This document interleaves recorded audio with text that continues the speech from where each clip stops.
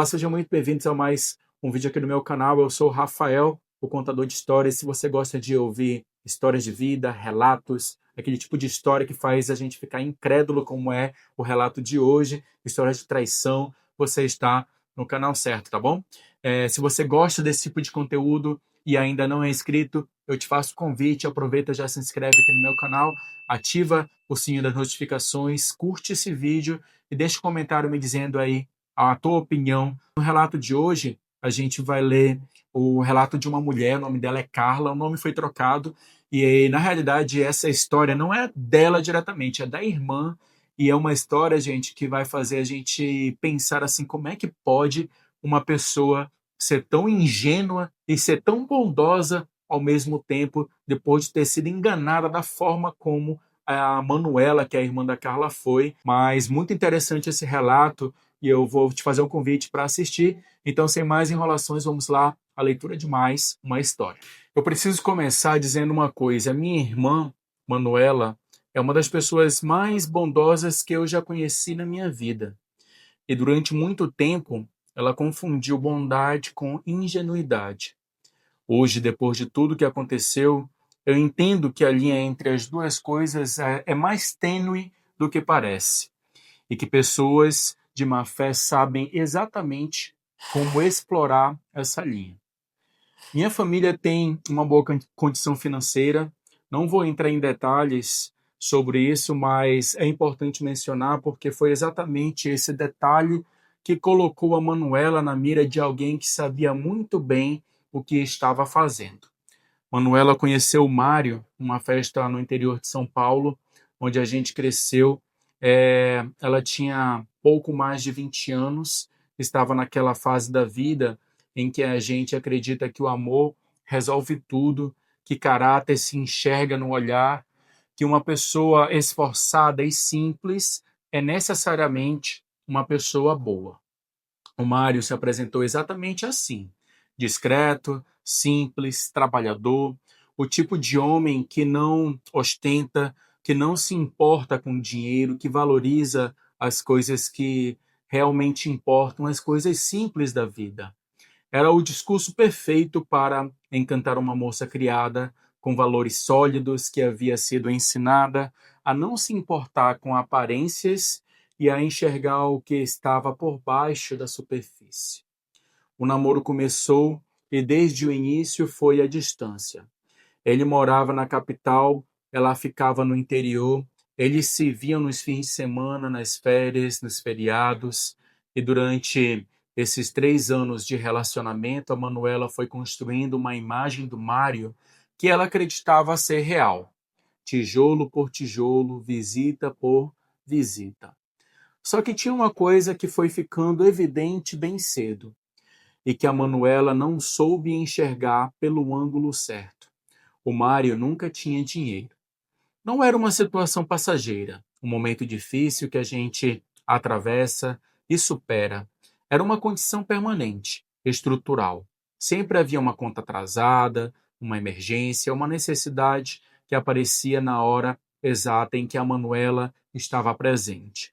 E ela, com um coração grande que sempre teve, ajudava, sempre ajudava.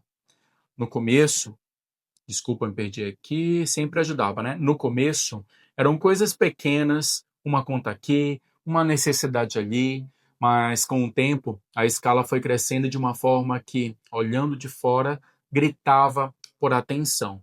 A Manuela financiou a reforma da casa dele, pagou viagens para os dois, comprou presentes caros que ela nunca teria condições de comprar, ou melhor, que ele nunca teria condições de comprar, chegou a pagar plano de saúde para a mãe dele e para o irmão caçula. Olha só como ela era boa, né, gente? E ele ali só se aproveitando.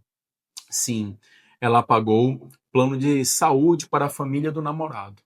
E fazia isso com um sorriso no rosto, porque acreditava que estava ajudando uma família humilde que precisava de apoio.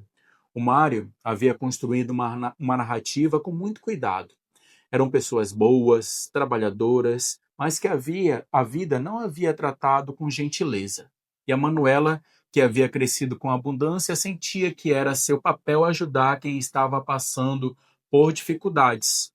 Ela visitou a casa dele na capital algumas vezes e, em cada visita, era recebida de braços abertos por uma mulher chamada Marta, apresentada como mãe do Mário. Marta era simpática, acolhedora, do tipo que faz questão de servir bem, de receber com carinho, de criar aquele ambiente familiar que faz a gente se sentir em casa.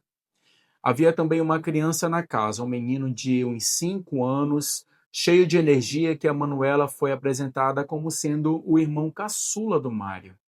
Ela se encantou com ele, levava presentes, brincava, se comportava já como se fosse parte daquela família.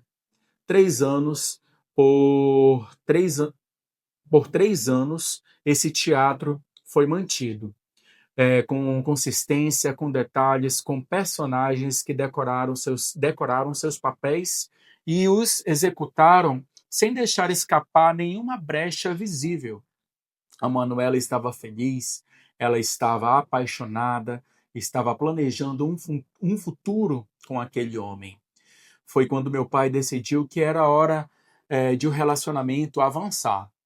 Ele não era do tipo de aceitar namoro indefinido. 3 anos eram suficientes para saber o que se queria. E se o Mário tinha intenções sérias com a Manuela, era hora de formalizar. Meu pai começou a pressionar para que o assunto casamento fosse colocado na mesa de uma vez por todas. E foi exatamente aí que o Mário desapareceu. Da noite para o dia, bloqueou a Manuela em tudo, celular, redes sociais, aplicativos de mensagem, sumiu sem deixar explicações, sem nenhuma conversa, sem nenhuma palavra. 3 anos de relacionamentos terminados com um bloqueio silencioso. A Manuela estava grávida. E eu não tenho palavras para descrever o estado em que ela ficou. Era uma combinação de choque, de dor, de humilhação e de desespero que eu nunca havia visto na minha irmã. Ela, que sempre foi forte, sempre foi equilibrada, desmoronou de um jeito que me partiu o coração. Meu pai, que amava Manuela mais do que qualquer coisa nesse mundo, não ficou parado. Ele investigou o Mário, e o que ele descobriu desfez o chão debaixo de todo mundo. Marta não era a mãe do Mário, era a esposa. O menino de 5 anos que a Manuela conheceu como cunhado era o filho do casal. Por 3 anos, o Mário havia mantido um relacionamento paralelo com a Manuela enquanto era casado. E não havia feito isso escondendo a esposa, não. Havia feito isso com a cumplicidade dela. Marta sabia de tudo. Sabia de Manuela, sabia do dinheiro, sabia do plano de saúde que a moça do interior havia pago para ela e havia aceitado representar o papel de sogra, de mãe do namorado, de mulher simples e carinhosa para que o esquema continuasse funcionando. É para acabar, hein, gente? Agora, imagina, né? Com todo respeito, mas eu fico imaginando, né? Para uma mulher se passar, e sendo esposa, se passar como mãe do outro indivíduo lá, ela devia tá bem acabadinha, né? Os dois haviam montado um teatro durante 3 anos, com personagens, com roteiro, com ensaios. Tudo para que o dinheiro da minha irmã continuasse chegando. Quando meu pai trouxe essa informação para a família, eu me lembro do silêncio que tomou conta da sala. Era daqueles silêncios que pesam, que a gente sente fisicamente, que fica suspenso no ar por tempo demais antes de alguém conseguir dizer alguma coisa. A Manuela ouviu tudo aquilo grávida, com o coração partido, tentando processar que o homem por quem ela havia se apaixonado, para quem havia doado dinheiro, tempo, carinho e confiança durante 3 anos, havia construído uma mentira do tamanho de uma vida inteira. E foi aí que eu achei que entendia por onde a história ia. Me enganei. Meses depois do nascimento do bebê, o Mário reapareceu, o safado reapareceu. Disse que havia se separado da Marta, disse que queria ficar com a Manuela, que a amava, que havia errado e que queria ter a chance de corrigir. E a Manuela aceitou. Eu sei que quem está ouvindo isso provavelmente está sentindo a mesma coisa que eu senti quando eu soube. Uma mistura de incredulidade e raiva. Como alguém consegue ouvir tudo aquilo, processar tudo aquilo e ainda assim abrir a porta de volta? Tentei conversar com ela, meu pai tentou, a família inteira tentou, mas a Manuela havia tomado a decisão dela. E nada que qualquer um de nós dissesse conseguia alcançar o lugar onde ela havia se fechado, no caso, o juízo, né? Eles se casaram. Hoje moram na mesma cidade que a nossa família, aqui no interior. O Mário não trabalha, a casa é sustentada pela minha mãe, que repassa o dinheiro para a Manuela, às escondidas do meu pai, porque o meu pai não aceita o genro e nunca vai aceitar. E que pai aceitaria, né? É um segredo que corrói a nossa família por dentro, uma mentira dentro de outra mentira, como se o Mário tivesse contaminado tudo ao redor com a sua forma de existir.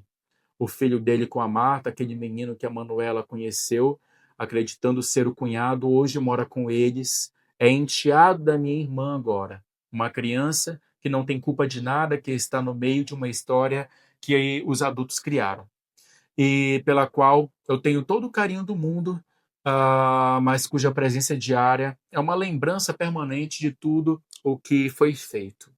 E a Marta visita a casa, isso mesmo, a mulher que passou 3 anos representando o papel de sogra, que sabia de tudo, que foi cúmplice ativa do esquema, frequenta a casa da minha irmã para ver o filho. E a Manuela recebe essa visita. Convive com essa mulher, age como se aquilo fosse normal. Agora, essa Manuela tem um sangue de barata, né, gente? Vocês iriam suportar, iriam aceitar uma situação dessa, gente? Pelo amor de Deus, isso não tem cabimento. Eu não consigo assistir isso sem sentir um nó na garganta, nem eu. Meu pai mal fala com a Manuela hoje, não por falta de amor, porque o amor que ele tem pela minha irmã não tem tamanho, mas porque ele não consegue entender, não consegue aceitar, não consegue fingir que está tudo bem quando está assistindo a filha dele se destruir de um jeito que ele não tem poder de impedir. Eu escrevi essa história porque precisava colocar isso para fora. Porque carregar o peso de ver a minha irmã nessa situação, sem poder fazer nada, sem ser ouvida, é exaustivo de um jeito que não cabe dentro de mim. Mas também escrevi porque acredito que existe algo importante aqui que vai além da história da Manuela.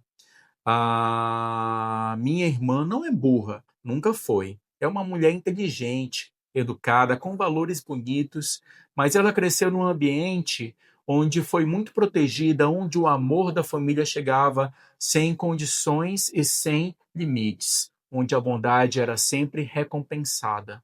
E isso criou nela uma crença de que as pessoas ao redor funcionavam da mesma forma. Não funcionam, não mesmo. Existem pessoas que enxergam bondade e enxergam oportunidade, que veem alguém disposto a dar e decidem que vão tomar o máximo que conseguirem, que não tem nenhum conflito interno em construir uma mentira por anos porque o benefício para elas justifica qualquer custo moral. E o mais cruel de tudo é que quando a gente finalmente descobre a verdade sobre essas pessoas, às vezes o apego já é tão profundo que a revelação não é suficiente para romper o vínculo.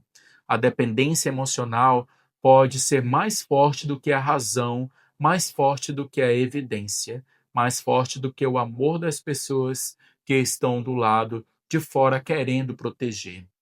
Eu não sei o que vai acontecer com a Manuela, espero que um dia ela consiga enxergar o que eu enxergo, que consiga se valorizar o suficiente para exigir mais do que aquilo que o Mário é capaz de dar.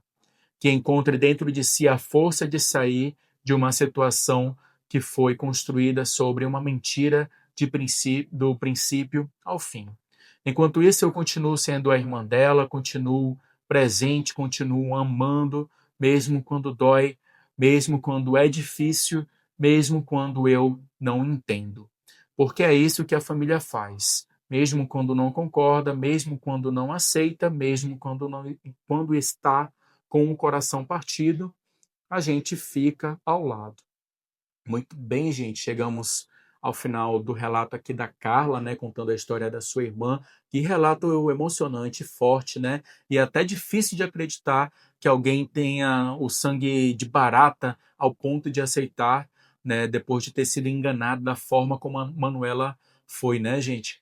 Agora eu gostaria de pedir a opinião de vocês. O que vocês acharam desse relato? Deixem aqui nos comentários a opinião de vocês. Se você não é inscrito, aproveite e já se inscreve, isso me ajuda muito também, tá bom? Então é isso, um abraço, fique com Deus e até a próxima.